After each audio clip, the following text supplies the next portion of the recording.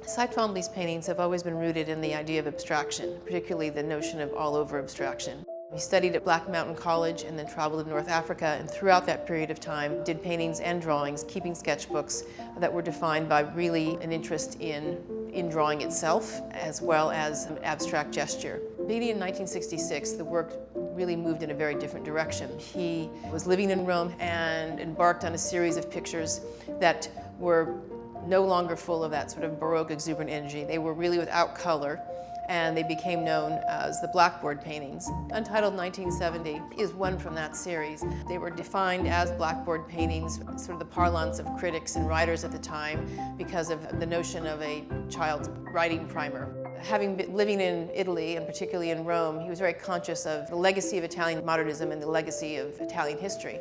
So, for example, works by Leonardo, his drawings for the Deluge, certainly this idea of showing motion of air and water, or Boccioni and Balla, their wonderful futurist drawings which showed movement, time and space.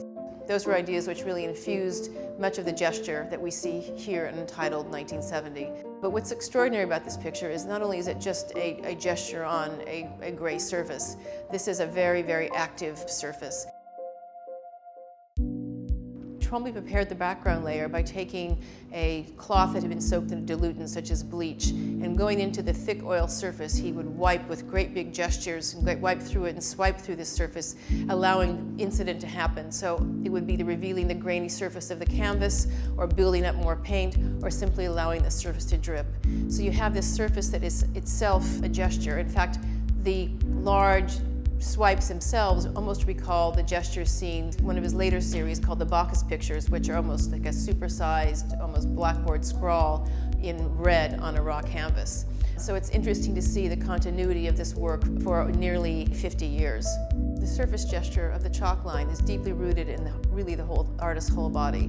Once the surface is settled, Twombly stood very close to the picture and would then start in a continuous motion, going over and over again in these graduated series of lines. One can feel that probably the crayon was never even lifted, and this excitement and energy builds and builds and builds. He comes to the end and he goes back for another round, and then you have these wonderful sort of forms which sort of hover just over that active and emotional background.